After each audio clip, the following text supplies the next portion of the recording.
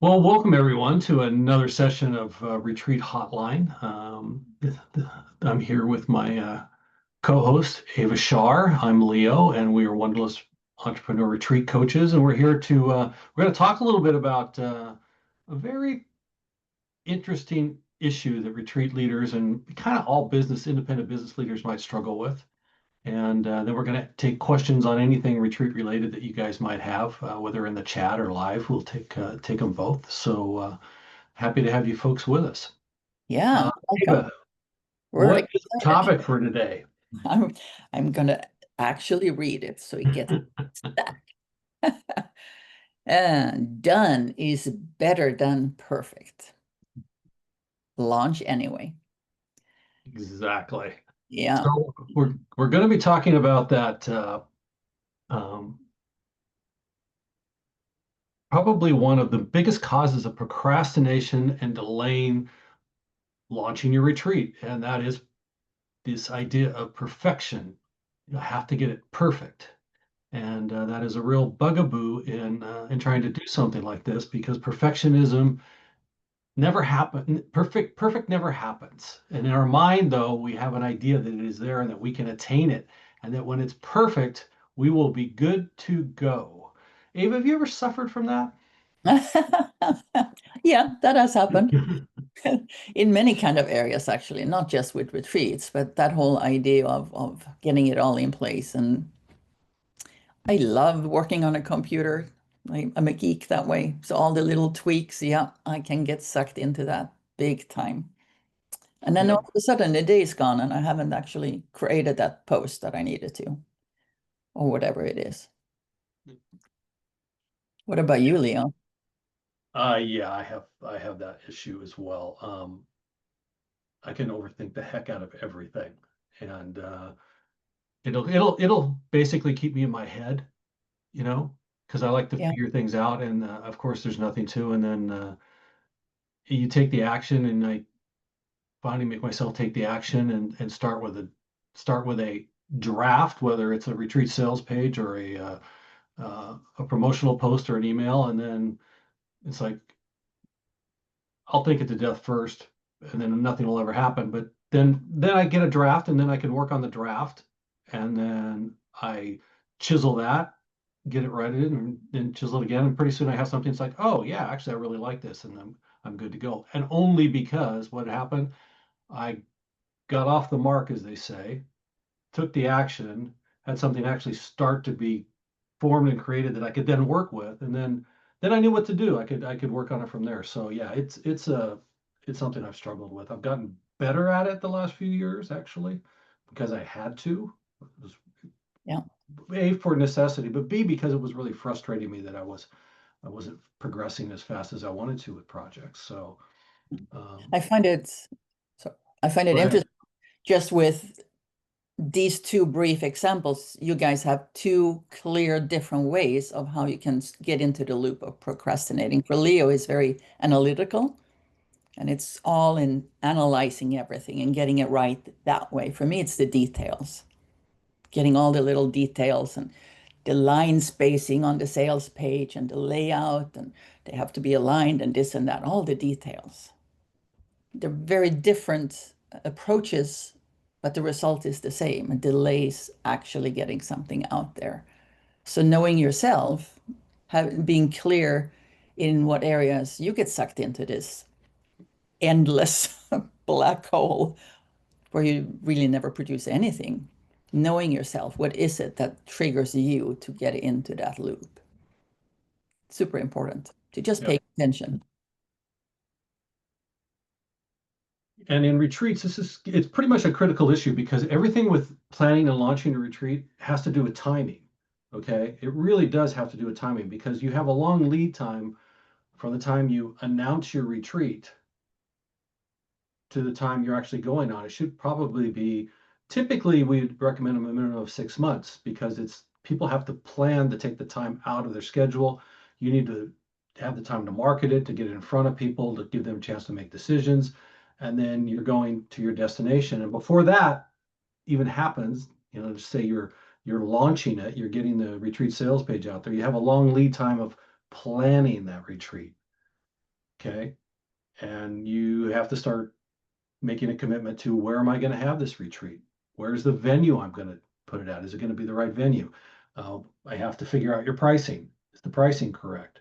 And then you have to build your retreat sales page, because you have to have something physically attractive for them to read and see, and get an imagine and dream about what this retreat is like for them. So there's a lot of lead time on this. So the longer you delay with trying to get any one of those components perfect or figured out forever, it's like nothing's ever happening.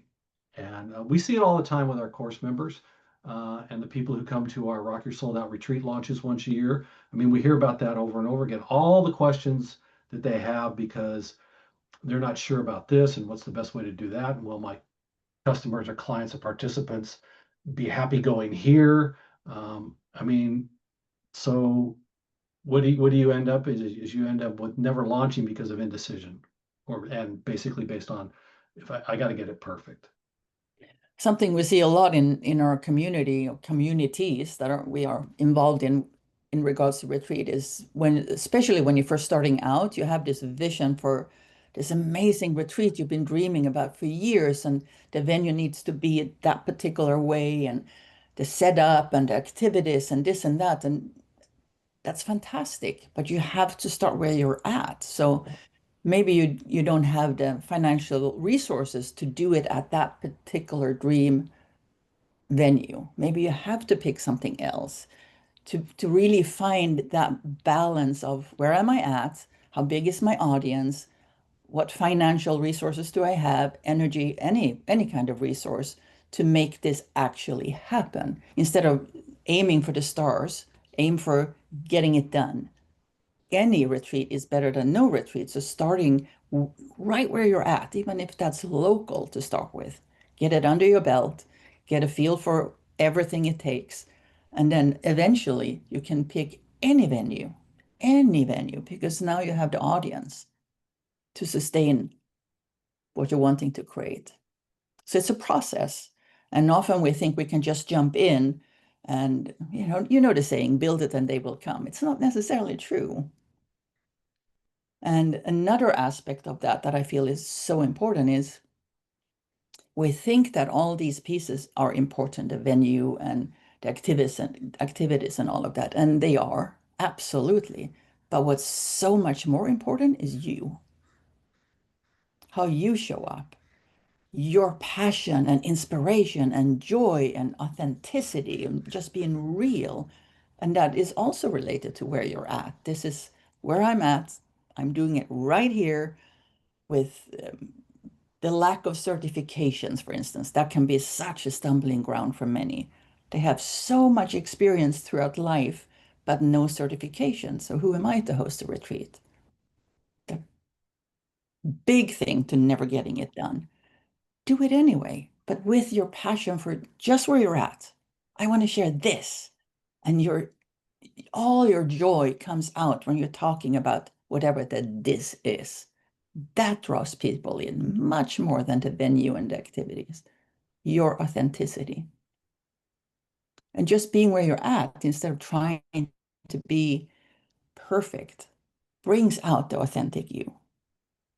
Much more so than trying to fit into a mold that is marketable. Just be you. What do you think of that aspect of it, Leon? 100% true. 100% true. Is like, you just be you.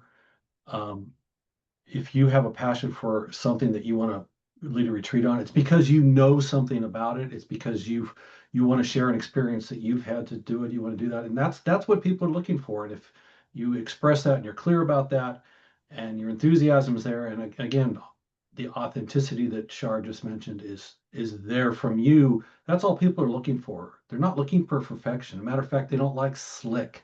They don't like perfect. They don't like uh, uh, too much of a presented marketing face. They want to know a real person, a real experience, and all of that. And it's like, it's the best thing you can do.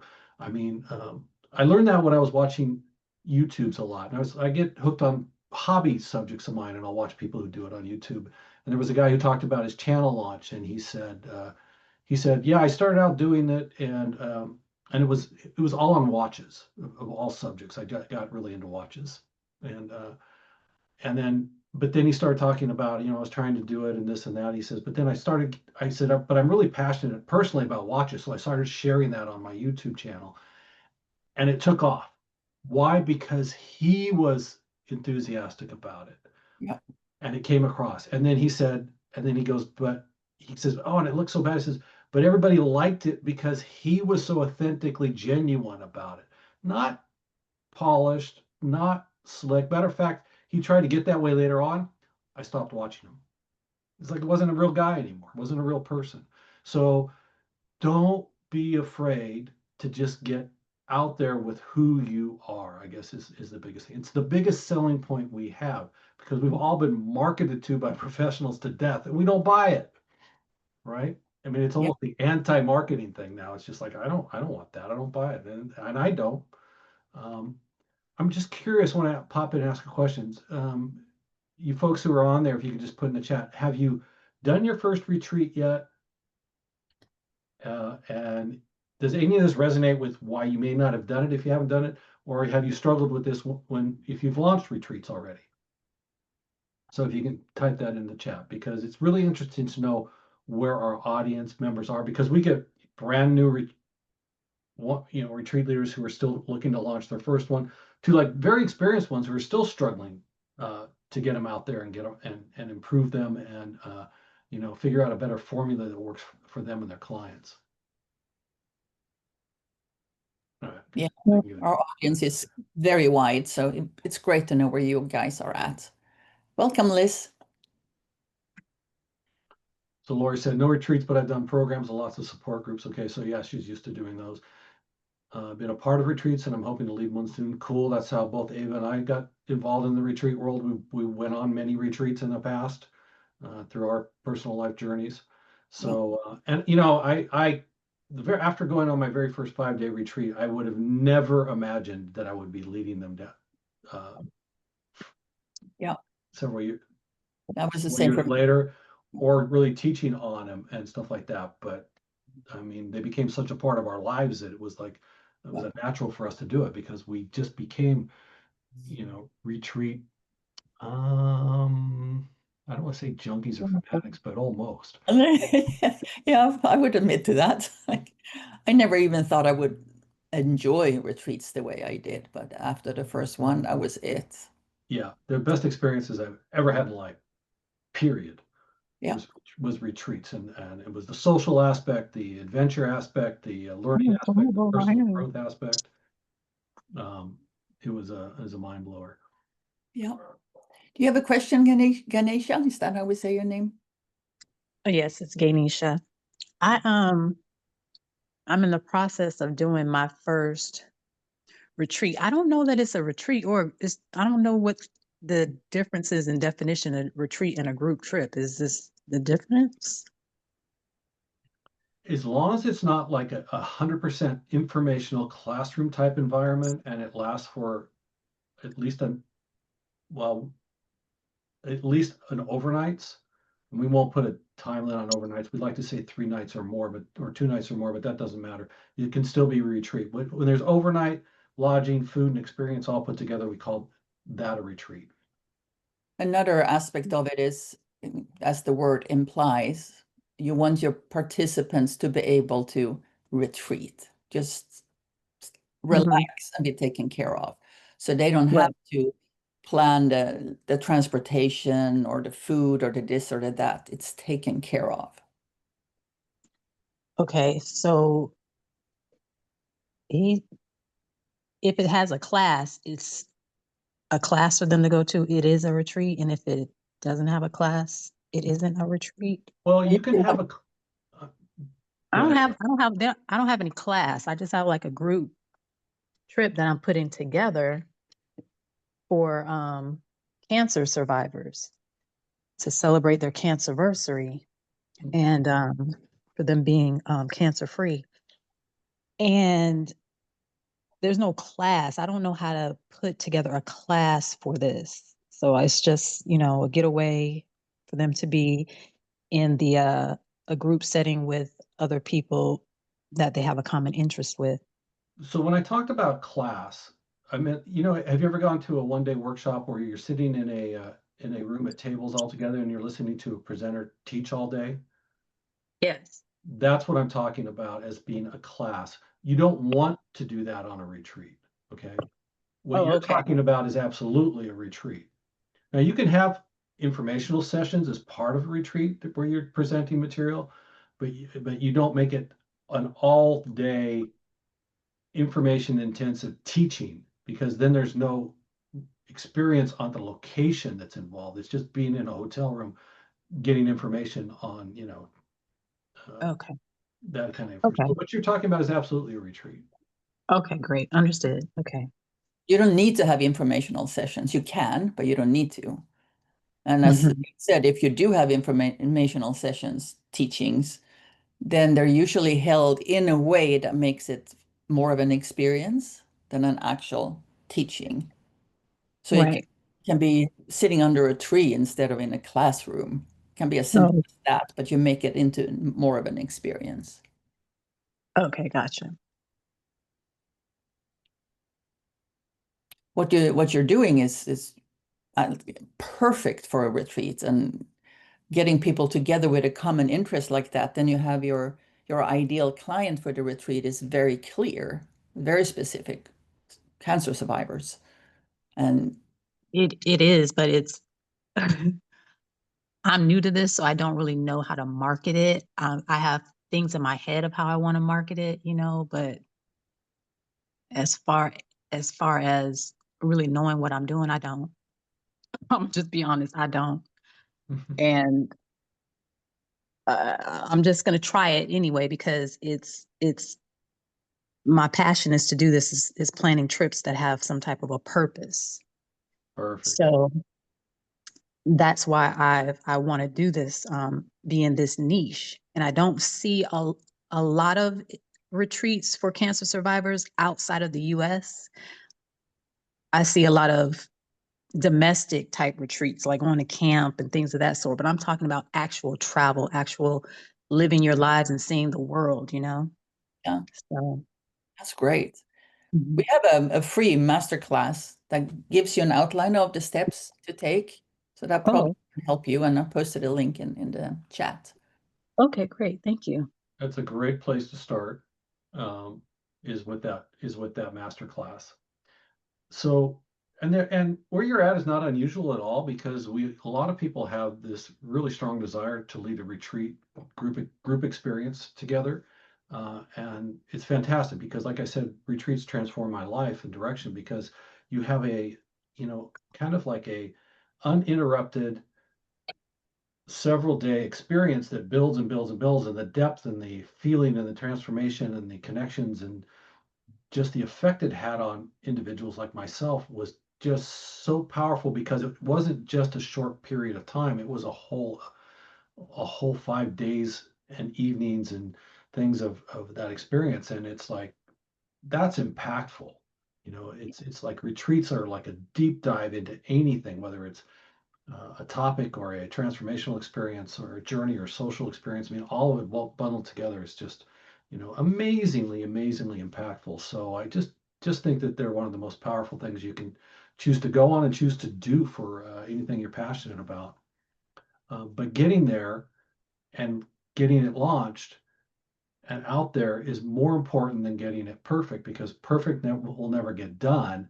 And we have a saying here at Wanderlust. It's like, take massive imperfect action towards launching your retreat and Yeah. get it out there. Now, we have a retreat blueprint course, and what we do is we review everybody's material for the retreat step by step as they are building out their retreat and then getting their sales page launched, stuff like that. So they can come to us and ask, well, any questions they have about each step, because you're going to get to a thing. It's like, well, I want a venue, but what do I have to ask the venue, the retreat venue? I don't know. So you get fearful of getting criticized or sounding like you don't know what you're asking about. And it's like, you don't want to make the call. You don't want to appear not knowledgeable. This fear of judgment and criticism stuff stops a lot of us. I know it stops me. And then so you reach out and call those venues and find out the information you need. Well, what information do you need? Well, it's kind of basic, but you still need to know. I mean, so we created a list of questions to ask so that they could ask them, do it. And and what we really need to know is, what are the important things to a retreat leader? How many people can you host? What are your sleeping arrangements like? How many bathrooms do you have for the guests? What other ancillary buildings and rooms do you have? I mean, these are all basic questions, but how do they relate to you? And they know what you need to know, and a good retreat venue will have that information readily available to you. Not all of them do, unfortunately, but they should. And so you're starting there. It's like, I got to get a venue, and then it's like, well, where are my people going to want to go? Where do I pick a location in the world? That's really important. You got to match your retreat theme to the location you're going to, and to your ideal client. I mean, who's my ideal client? What do I say to them? How do I entice them? What do I need to have on my sales page? I mean, these are all questions that you don't know if you haven't built it before. And that's kind of pretty much how Wonderlist designed their entire course, was step by step to take you all through those things until you're launched. And then it's out there and it's in front of your people you want to have come. So it's 100% doable, and you can figure it out. It's going to take you a little longer, but take the action. Just start taking the action. Don't be afraid of making little missteps, because that's how you learn. Okay. The great thing about being in one of our courses is we shorten that timeline a lot. Okay. Yeah. And the other thing about those missteps, especially when it comes to pricing and probably negotiating the terms and conditions with your venue, is there's financial consequences if you don't get it right, especially on pricing. And it's like, well, what are all the costs involved? And we see it many, many, many times, is people underprice the retreat, not knowing how badly they underpriced it because they didn't know about certain costs. And they don't include enough profit for themselves. They don't know how to price it to make sure that they covered all the costs, depending on how many people came or didn't come, because you don't know how many signups you're going to have, and that affects your retreat price that you have to price it at. And so we have all these questions about it, and shooting in the dark for pricing is not a good idea for being financially successful at these. You sure don't want to lose money on doing a retreat. And and then some people, we encourage people, make sure you compensate yourself well, because we've heard from so many people that they were just happy to break even. Well, break even on what? Well, just their personal cost of going on and leading the retreat, not their time involved. That they didn't even consider, just breaking even on that. And so it's like, how do you do all that? Well, you have to have somebody show you, who's experienced, do it, or you make the mistakes yourself and you pay for it out of your own pocket, unfortunately. But you can do it. Okay. Liz has got a great question. How far out should you plan retreats to ensure you have enough participants to make them profitable? Perfect question. Yeah, it's a good one. We always recommend, if you're starting out new, we recommend to give yourself a full year. It depends a little bit on where you're at with your business. Do you already have a solid following with people that know you and love what you do and are willing to go with you anywhere? Then that shortens the time. But if you're starting out and you don't really have a following, at least a year. And that's a year of being very consistent with educational based marketing to your ideal clients, so you can build your email list. People will not necessarily spend several of thousands of dollars with someone they don't know. So they have to get to know you first. And to have smaller offerings, a freebie to start with, and then a smaller upsale of something, $100, $200, and you get closer and closer to actually being able to sell a retreat. What do you want to add, Leo? Yeah, and so, and a year is, as Ava said, is how many clients or people do you have contact with who know you well? But then it's also, you got to think about the planning phase. I would say it takes a good 3 months to figure out your venue and create your retreat sales page.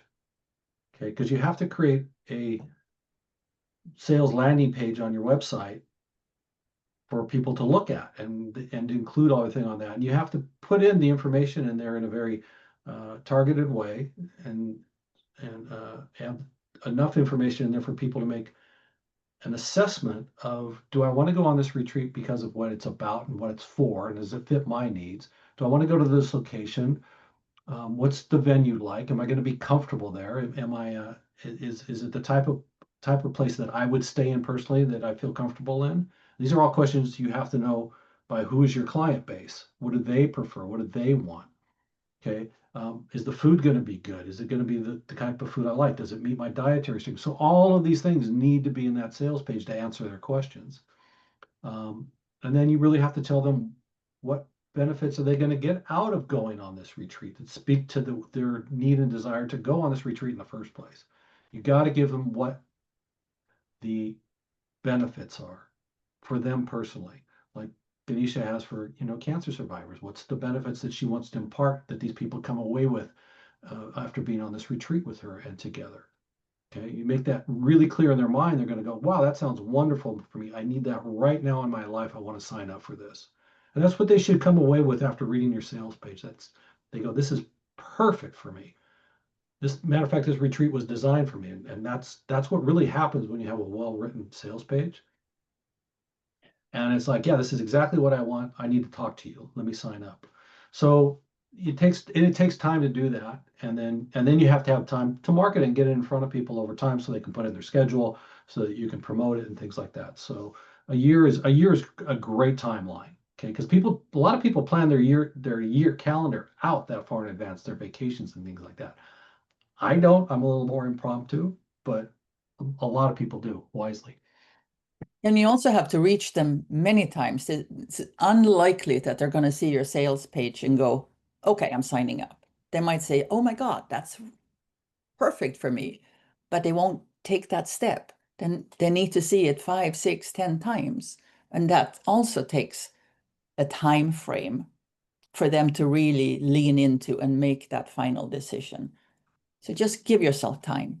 It's so important. I wanted to circle back to the example Leo gave about Ganesha's potential sales page and how it addresses the needs. And with an audience of cancer survival people that could be dealing with the trauma of having gone through something so painful and scary, or it can be more what I heard you say, Ganesha, that it's a celebration and feeling alive again and living my life fully once again, and the joy and the celebration of having moved through it. So you have to be clear, what is it I'm serving them with? What are the issues, needs, and desires that I'm helping them resolve on my retreat? And even with just this particular niche, it can easily be in all kinds of directions. So where is your passion? And if with you, Ganesha, was very clear, it's the celebration, feeling alive again. Then that's how you craft the sales page. So that really imbues the whole page of inviting them in to feeling alive and celebratory and seeing the world again. Yep, that's exactly what I'm going for, exactly what you said. Yeah. So you craft your avatar, your ideal client from that perspective. You're looking for the people that are like that. That's what they want to step into. They don't want to be in the, working on the trauma. That's not who you're looking for. So everything you build is from that place that you're serving that particular person. And that too takes time. To just getting clear yourself and then finding the right way of speaking to that person. And you might put something out there and there's just no connection. Then you go back and you tweak your marketing language a little bit and put it out there again. And all of a sudden you're getting the likes and the interests, and okay, you know you're on the right path. So it's not cut and dry like that. It isn't a perfect way. It really is, done is better than perfect. And you put something out and you tweak and you put something out. Massive imperfect action over and over. And the most important thing is to stay inspired and authentic in yourself. People feel that, and that's what they want. They keep coming back to, they're not looking for perfect. We had some other questions, I think. Yes. Blair wanted to know about a cost to create a sales page. Blair, really the sales page is, it's work by you of doing the prep work, and then the cost would come in on how you're going to get it up on the web. Who's going to do your layout for you, your design, whether you're going to do that yourself or not, and then which platform you do it for hosting your. It's going to be usually a one-page sales page, one web page, and then probably a registration page where you have the information for registration, and there can put down a deposit and make a payment to you. So the cost is not so great for that. You will spend time developing it, and then it's your cost for however you choose to platform it on the web. If you use Square or Wix or something like that, which you can use, has some design limitations. It's one thing if you hire a web designer to do the page for you, it's going to cost you a little bit more. So think in terms of that kind of cost. I mean, to start out, you could always use Canva as a start. Yep. Yeah. That's what I use. Yeah. There's so many amazing tools now with AI showing up everywhere. It's so much easier to do it yourself. Mm-hmm. And at very low cost, really. There's a cost for hosting a website, obviously, and the URL. And if you want someone to actually build it for you, then there's a cost there. But many cheap ways to making it happen now. Thank you for all this. Yeah, instead of the chat, I was just thinking, like, what are your, do you contract to like coach through the building of that page? Like if I have my location, I have my bedding, I have like the whole vision, I just need the marketing piece to build the page. Like, is there somebody that can help coach me through and look at it with me and just like once I get the design, help me tweak it? Like, is that something that you guys do? We do all of that within the course Okay. because we have Okay. So you don't the, like, you can't. Okay. Okay. so but we have an interactive coursing or coaching model within the course. Okay, so you submit what you're doing, and we give you feedback daily. Pretty much the same day you submit it, and guide you through it. And then we have templates for everything for you to use, and then we tweak everything from your marketing language to your design layout to how you go about marketing it. Okay, and it's all question and answer based, basically within a Facebook group where we have Ava, I, and two other coaches are in that Facebook answering questions every day for people on every specific of doing it. So if you were to hire us as a coach to do this on a one-to-one basis, it would cost you a lot more on an hourly basis to do it versus having everything within the coach thing. That's what's really nice about the retreat blueprint, the way Sherry set it up. It's got recorded information, it's got templates, it's got transcripts, but then there's a totally interactive daily coaching feedback through the Facebook groups. And then we have 2 live classes a month where we take live questions and answers and go through people's specific questions on a verbal and video basis, similar to what this is, but in a much more structured way for course members. So it's absolutely possible to hire either one of us one-on-one, but as Leo says, it's more costly than getting the course, and you have lifetime access to all of the material and all the coaching.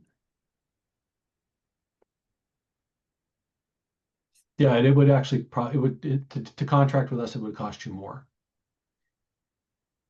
on an individual basis, because one-on-one just costs a lot more, and we'd have to go through everything with you. So and it's kind of mind-blowing when you see what we do in the Facebook group, because you'll post a question similar to what you're doing in the chat here, and then within a few hours, one of us coaches will answer you back in detail. Or you'll post a spreadsheet that we created for pricing, and we'll look at all your pricing will tell you, will ask you questions about it to make sure you've got everything included and that you did it correctly so that you come out with a retreat price that is guaranteed to cover all your costs and give you your net profit at the end. Same thing with your sales page. We will look at your sales page multiple times to make sure you have it right before you even post it to get it designed on your web page, because you want to get it up there and done. And I think one of the biggest downfalls we see for retreats that struggle to sell are poor sales pages. The information just isn't well done, and it's missing key information, and it doesn't say the benefits on there. People have a real struggle with that, really knowing how to craft the benefits for what their person they're looking to go on the retreat will get. And we're just not all experienced marketers and know how to do that, whereas we specialize in what people need to make a decision to commit to your retreat. So we're very good about knowing what needs to be on those sales pages. But again, and that's where the thing is like you can jump in and do it. You can do your sales page on Canva and actually have a very nicely designed sales page. But is everything in it that you need to be in it? Watch the webinar. Sherry will go over sales pages and the critical things like that. Look at Wanderlust's sales page for retreats we're leading ourselves, and see all the sections that we have in there. When we do the Rock Your Sold Out retreat, Sherry goes over it all about what needs to be on the sales page. But just look at, and we use our own sales pages as examples because we lead retreat as well. I mean, Shar is going on a retreat in a month to Mexico, and there's this whole retreat sales page there, but it has all the sections that are critical for a person to make the decision, everything to do with that retreat. Sherry's in Croatia right now on a luxury private yacht that she's leading the retreat on, literally right this week. So I mean, and look at her sales page. If you go to the website, I think they're still up there. I'm sure they are. And so you can see it. Oh, and Shar posted it there. So get an idea of what it is, and then go to some other retreat leader sales pages and just see maybe how bare bones they are, what they're lacking. And don't assume just because they put it up that it's being successful. Okay, we hear lots of times people are struggling, and we can see their sales page and we know exactly why they're struggling, because they have key information that's not clearly out there and in there, and it's not very attractive. It's like it gives me so little general information. I don't know why I should go on this retreat or even what it's about.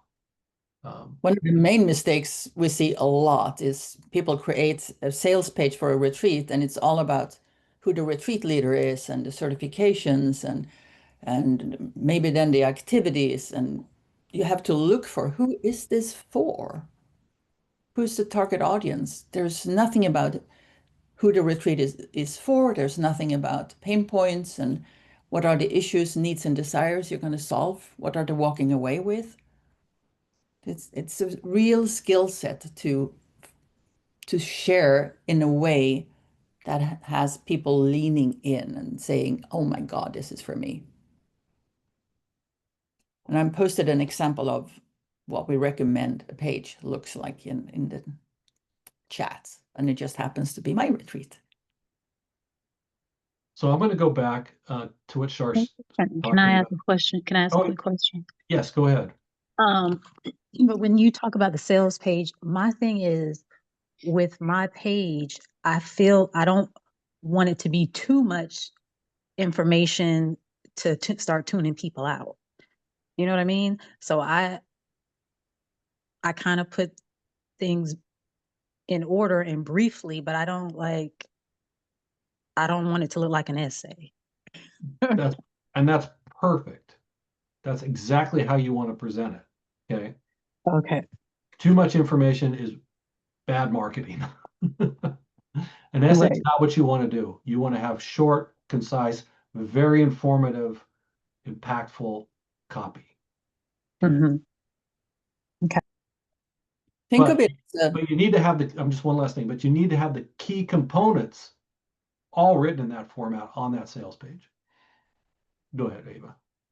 Think about it as a journey you take them on. You pull them in by visually having something that really showcases your retreat visually, with all the basic information, where it's at, the dates, that stuff, and then who it's for and the experience they're going to be having. And the issues, needs, and desires, what they will walk away with. All of that is at the top, most important.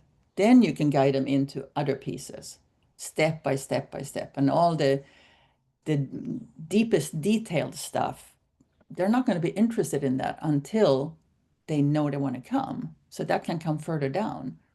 You have to really draw them in the storytelling of your retreat. Okay, thank you. So in that way, it doesn't necessarily matter if the page ends up being long. What matters is that you tell the most important things up front. And if they're already interested, they don't mind that it's long because now they want to know more. So be very strategic of how you guide them in step by step. And I think we can't stress that too much, what Ava said about at the very front of the top third of that sales page you're doing, don't write about you yet. Okay. Make it about the experience. They're going to have the things that they're going to get out of it. They're not interested in you yet. They don't know if they're interested in it for them yet, being on this retreat, for what they're going to go on it for. Don't try and make your credentials up front and your expertise and really kind of like set that as the thing. That's not what sells a retreat successfully. First, they have to be interested in it. We see that over and over again with people who are inexperienced. Yeah. If you look at the example page, it's way down. There's anything about me. Yep. So I'm going to go back to something we talked about, launching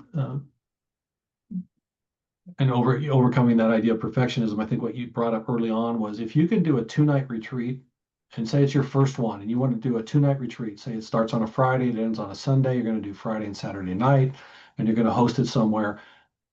And you can think to just get an idea of all the components that are involved in it. You will learn so much in that 2-night, 3-day retreat that is applicable to a 7-night retreat. It's applicable. You'll be covering the same issues and things like that, and you'll learn so much, and you'll get your feet wet. And do one like that if you're really hesitant on your first retreat. And it's a great starter. But you have to do an overnight because retreats are overnights, and there's other components that are brought into it, right? So it's a great way to build your confidence and fill in your knowledge base of everything that really goes on with retreat, and actually to show you how many people think about, well, I'm going to have to fill this 3 days and evenings with so much content. They don't realize how much of that time is taken up by just the experience, the social experience, the meals, the time hanging out in between, stuff like that. They realize, oh wow, I needed a lot less content than I thought, right? Because it's a moving life day experience. It's not just a class. It's not just a setting. So it's a great opportunity and a good way to kind of come over that resistance level too. It's like, oh, a 5-day retreat just is overwhelming to me. Well, then condense it down to a 2-night, 3-day retreat.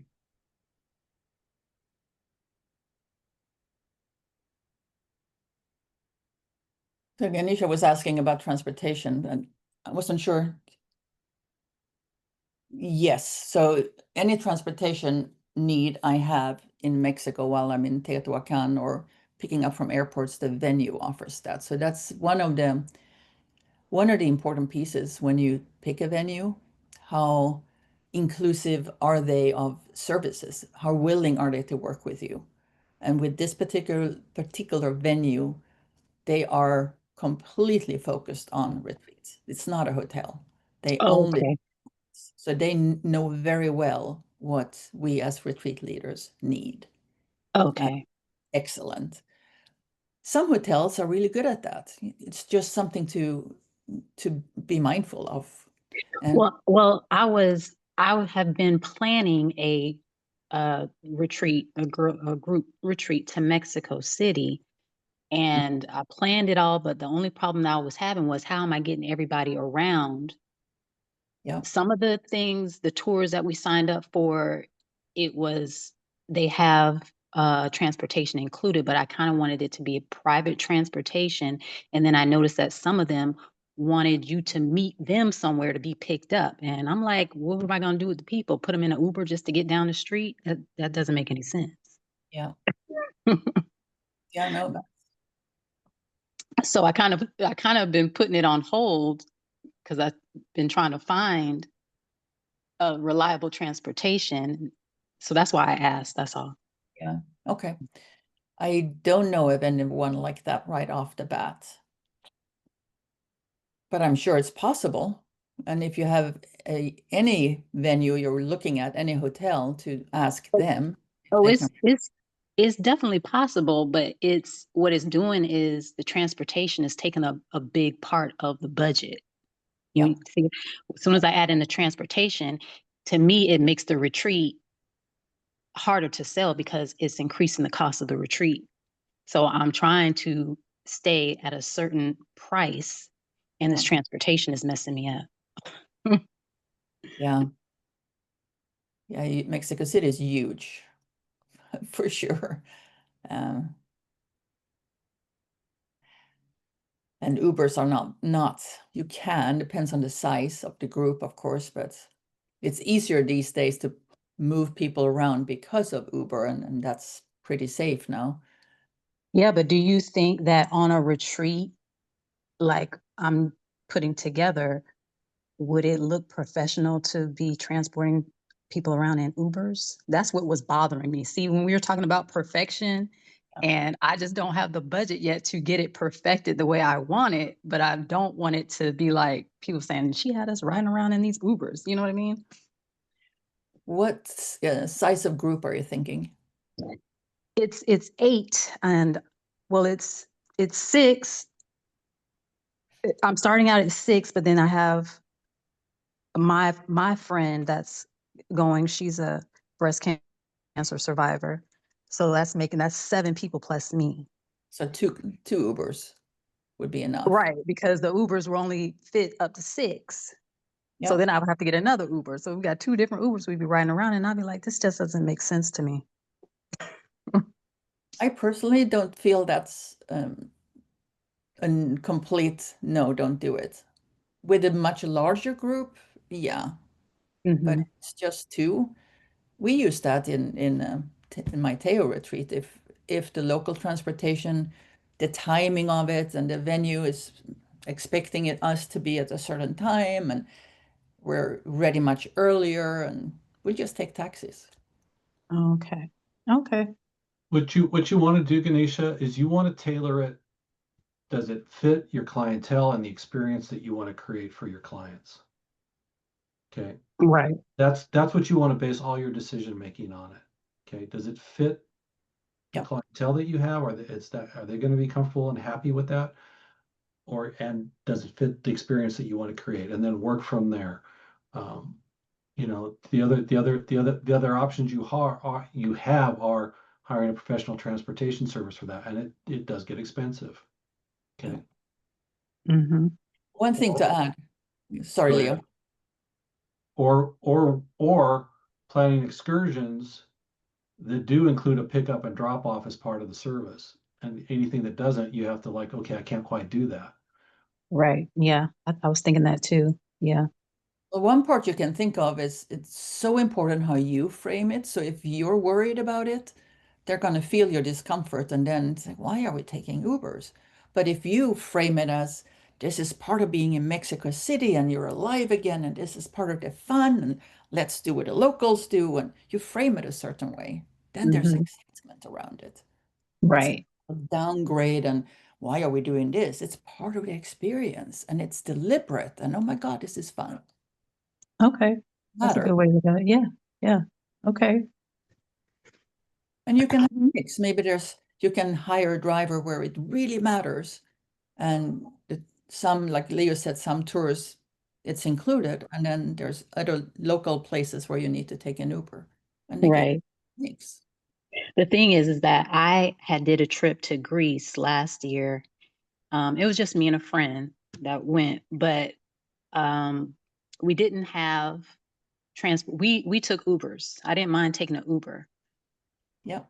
But the thing is, Greece is their transportation is expensive. Even just I don't even think they have Uber. They have, it's called something else. But when we got to what was it, Mykonos, they were charging $50 just to go 30 minutes up the road. We paid $100 just to go to a beach club and back. You know what I mean? So a lot of the things that we did, we walked, but we didn't take into consider, we didn't price in the transportation. Wow. So we walked a lot of places and Mykonos is hilly, right? So we'd be walking to a lot of the restaurants, and by the time we get there, it was hot and we're drenched, you know, in all our nice clothes because we've been walking uphill, and it was like, so that's why I was kind of scared about Mexico. I'm like, I don't want people to be looking at me like, why are we walking? It's hilly and we're hot and sweating, you know? It's like, because I've never been there, so Yeah. Well, it'd be worthwhile to do research on the Uber pricing in the city right now. But yeah. with internet, you can do that, so you have an idea. And Mhm. definitely include it in your pricing. Yeah. Whichever you go with, just include it and have a little buffer around it. Exactly. Yeah. It's always good when you do your pricing to have a buffer for unexpected things as well. Things happen. I usually add, I think, $50 per person or something like that, just as a unexpected, and often it's used. And if it's not used for unexpected things, it can be used for an extra dinner, something fun that you now have money extra for, or it's an extra profit.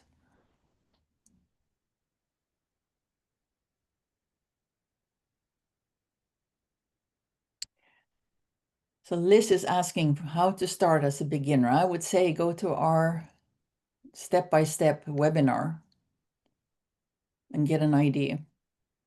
Shall we post it again, Leo? Sure, You have it? I do. It gives you such a good outline of what to think of, just to get started.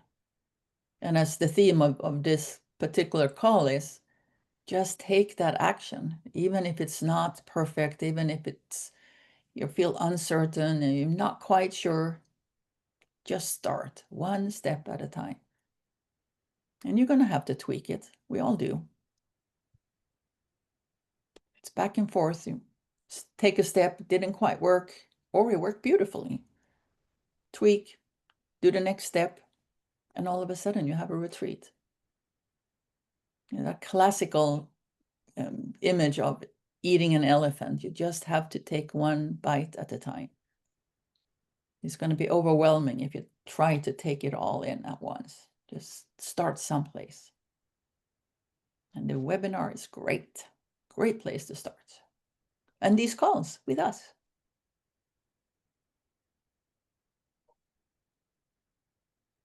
Any final questions?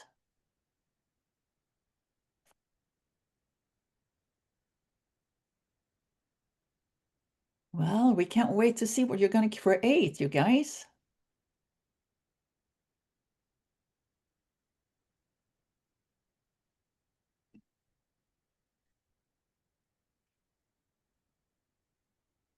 For digital marketing, what do you recommend? What do you mean specifically? Do you recommend trying to have a following on social media, or It really depends on who your audience is. Is your audience hanging out on LinkedIn? Are they hanging out on, I don't even know all the names. One of the video platforms, are they more Facebook people? Where is your audience mostly hanging out? That's what you need to, you always with these questions, think about your audience. My ideal client is where? That's where you need to put yourself out.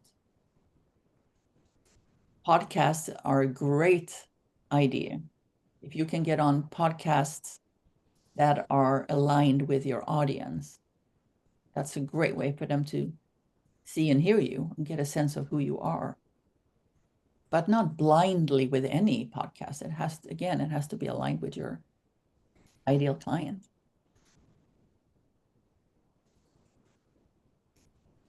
And just remember thinking that being out on social media and getting followers are not clients. Okay. There's people interested in you and what you're doing. Possible clients are people that you get on your email list. Okay. Yeah. So everything you do on digital marketing, you have to create a flow that it ends up collecting people's emails so that then you can direct market to them directly. And that needs to be your strategy. Followers do not become clients. There's no commitment on their side to doing anything with you. You don't know what level of interest they have in you. Okay. Yeah. And so what you want to really do for any online business or any business, whatever, whether it doesn't matter, is build your email list. Have them wanting to give you their email in exchange for getting something from you. So build that into whatever you're doing for digital marketing. And that's a whole big subject on itself about how to do that. But again, start. You really have no control over social media. You post things on any of these platforms, the algorithms are changing all the time. Only a small percentage of your audience will actually see what you share. With email, you have the control. Okay, everyone. It's been a great call. Thank you so much for showing up. Good questions. It's great when you guys are engaged. It's fun. Okay, thank you Do so it, much. folks. Do it. Yes. Do it, do it. You will have so much fun and get so much out of it that it's just so totally worth it for everybody, for you and for your people. It's just amazing. Yeah, it really is. And come back and see us at these calls. Let us know about your retreats. Definitely. Love to hear feedback, especially after you've come back from one. Yeah, yeah. Oh my God. Nothing better. All right.